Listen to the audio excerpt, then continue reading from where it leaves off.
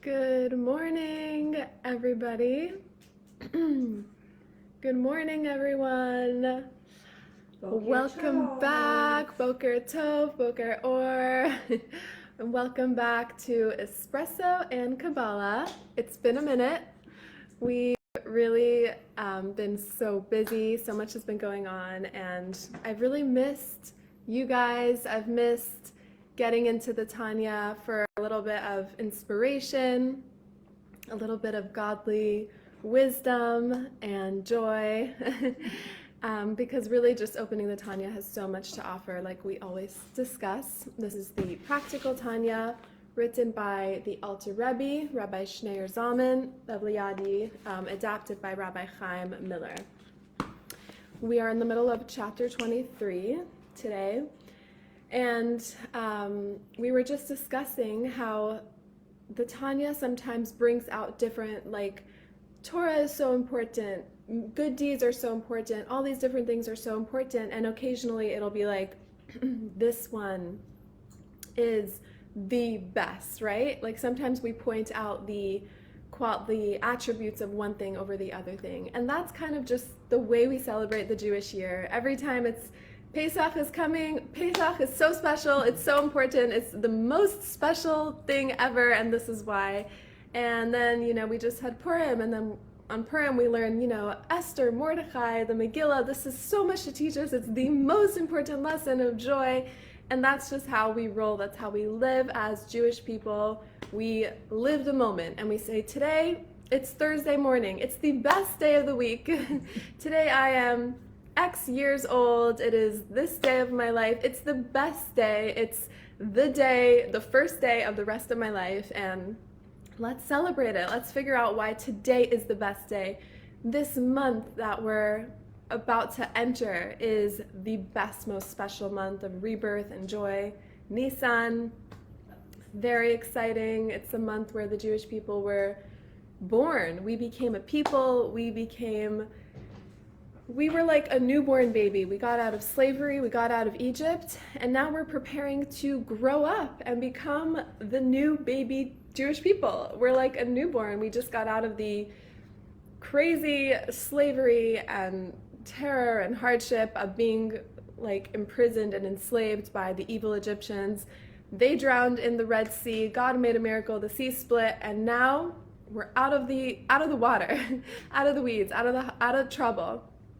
And we received the Torah. We became God's people, which segues very beautifully into today's chapter, which is kind of like, why is Torah learning so special? And we're going to find out the secret of what's so cool and special about merging our thought, speech, and action with Hashem by studying Torah, the divine wisdom, as opposed to like more action-oriented things. We'll get into it. It's going to be fun. Let's have a l'chaim on our espresso. Baruch atah Adonai Eloheinu melech haolam shehakol nihiyah b'dvaro. Amen.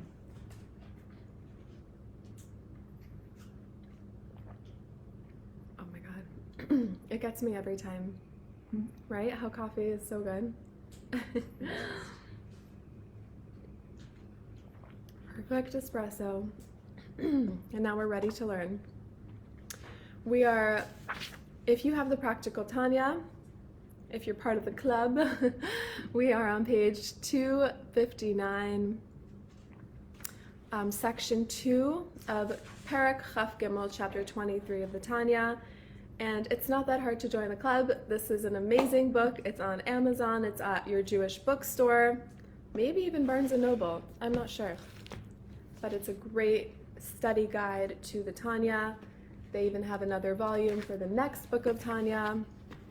We love it. We use it. And now we're gonna, we try to live it. And that's exactly what today's chapter is all about. Because we live Yiddishkeit, right? Here, Jewish Singer Island, Chabad of Singer Island and the beaches, we try to like celebrate Judaism joyfully. Time to pray, time to have Shabbat, time to study. Let's make it an exciting Jewish experience. Let's, go to the beach. We're going to have a beautiful Passover Seder at the Marriott, with the ocean breeze. let's make it beautiful, let's make it luxurious, let's celebrate.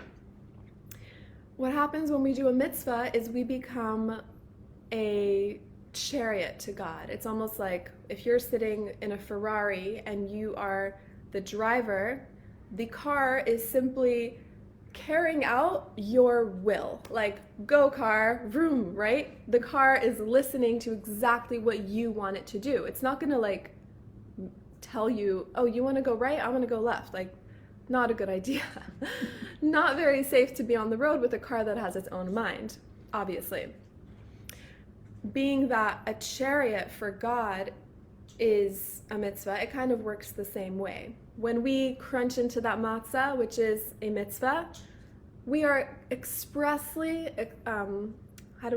we are directly expressing, God's will. We are literally, like God said, eat matzah on Passover. I'm crunching into the matzah. I'm like God's car, chariot, Ferrari, Lamborghini, whatever your favorite visual of a car might be. It's zooming along exactly with what Hashem wants us to do. And that's just like such a nice, we want to align ourselves. We wake up in the morning, we say Modani, right? We make a prayer. It's such an easy way to quickly center and align with Hashem's will. It's such an easy way to get back into like who we want to be, who we are. It can be as simple as, doing any mitzvah, putting a penny in the pushka, in the charity box, smiling at your neighbor, trying to like bring cheer into your home, bring good energy.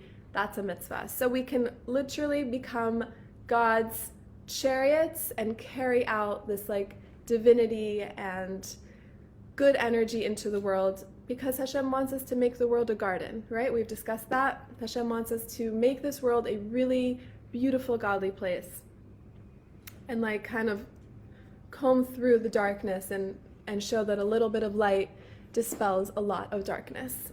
Now today, there's something even beyond being a chariot. So l'chaim to that. We should all experience a lot of good energy and joy and bringing Hashem into our life. Cheers.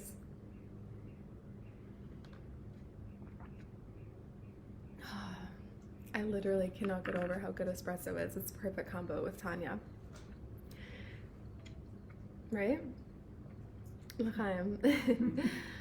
So there's something even greater than being God's chariot. Because at the end of the day, your car is not you. It's a physical expression of your will. If you're like, I want to go to the store, I want to get, Shabbos groceries for my family, for my Shabbat meal, for my guests, the car is going to follow where I want it to go, but it's not me. Does that make sense? It's kind of just an extension. So when we do a mitzvah, yes, we are expressing God's will, but we're like an extension of Him. We're like His hands and feet. We're like His chariot, His car.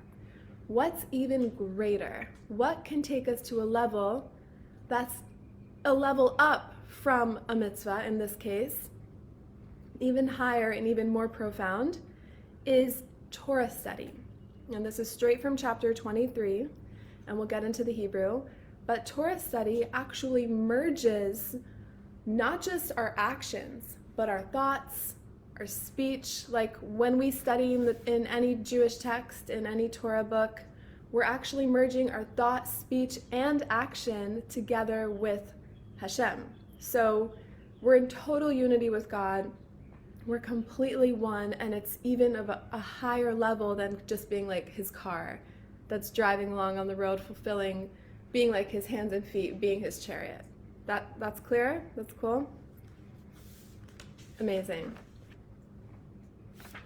So it says on page 260, we're going to go into the Hebrew.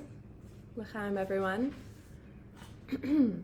Ach, hamachshava v'hahirhor b'divrei Torah shebemayach. But thinking and contemplating words of Torah in your brain, whether you're tuning into a podcast online where someone is reading aloud from Torah and explaining it, or there's so many amazing sources out there, or you just open up a book from your shelf, you Google online Jewish text, Safari at Chabad.org, any great resource. You are using your power of speech and thought for words of Torah in your mouth. B'koach hadibur b'divrei Torah shebapeh. And this falls in a different, higher category than mitzvot performed with the rest of our body. How cool is that?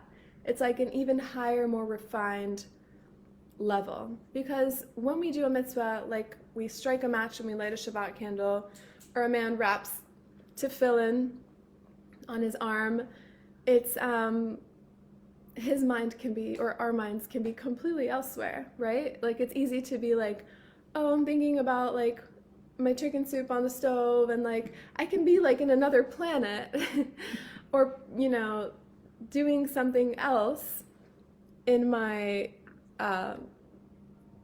thoughts and my speech, even depending on the mitzvah. But when I'm studying Torah, I have to be fully in the moment because I'm thinking about it, right? I'm like fully reading, talking to my friends, studying b'chavrasa, studying with someone on Zoom or FaceTime or online or on the phone, and we're both, the conversation is immersive, which is so cool. And our divine soul is not just acting on a mitzvah, but we're completely, like in Tanya it uses the word like hislabshus, which means dressed, like when I'm wearing a dress, I'm completely in the dress, like it's surrounding me, right? So when I study Torah, it's like surrounding my soul, expressing me. Shehem levushim hapnimim shel nefesh elokis. The Torah study engages deeper parts of you, including thoughts and speech, which are the inner garments of the divine soul, right? They actually say, there's a good line from the Baal Shem Tov.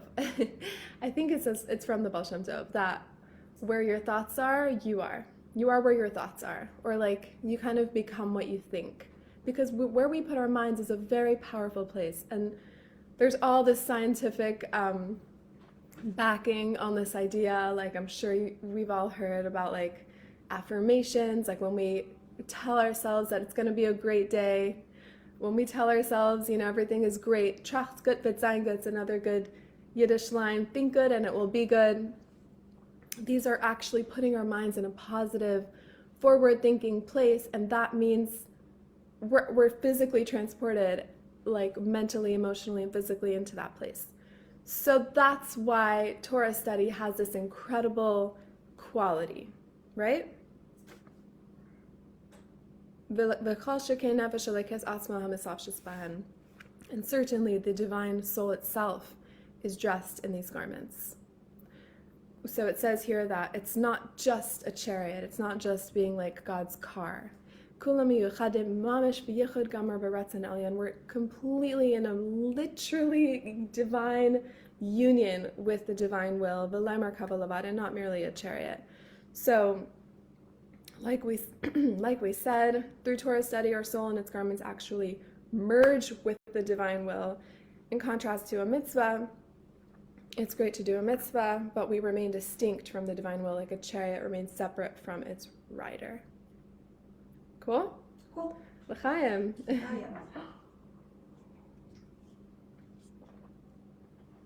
So next time you feel like you want a creative boost of godly energy, just literally like Google like Torah thought of the day, or open a book on your shelf that has like little there's so many good ones. I love books. I literally collect books, but there's so many good books that you can open up, and it gives you like a cute little thought for the parsha or a Torah study for the week, and it transports us. And that's why maybe the Chabad Rebbeim made such a strong emphasis on daily Torah study.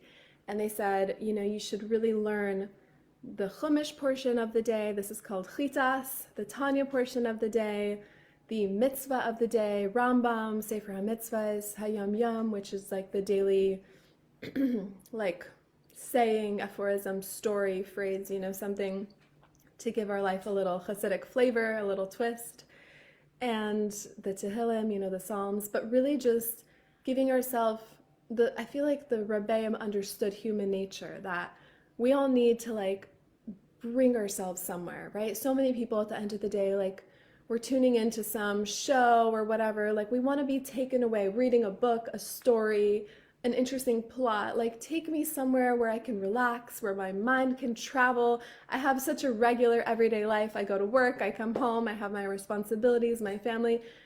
Traveling is so fun. Like maybe let's travel with our mind, read a great book, find a fun story. And then we have that opportunity. The Rebbeim gifted us this chance to say, open up the Chumash, the Torah portion. Every day there's a specific, it's split up into 7 days a week. And if it's Thursday, we learn Yom Chamishi of the Parsha. We learn every day there's like a separate Parsha portion that we study. I get them emailed to me. Exactly. I wake up in the morning and I have a Rambam. The Rambam. That's the amazing. You get them all? I have the Rambam, I have the Chumash, and I have Tehillim. Oh my gosh, so you have it in your inbox. How convenient. It's in my inbox when I get up. So cool. So you can literally start your day with some Torah. You can subscribe. There's so many amazing services to help it become more convenient. But like implementing a little of the Parsha in your day gives us that like, what happened in the story today? Oh, the Jewish people built the Mishkan, the dwelling place. There's so much going on where we can take ourselves away into a place, not just a story, but a divine, godly, infused with wisdom for our daily lives. And it really brings so much peace and blessing when we bring Torah study into our life. So I'm going to close on today's topic, but what it says in the Tanya of today in chapter 23 is that the point of law which we think or talk about is the divine will.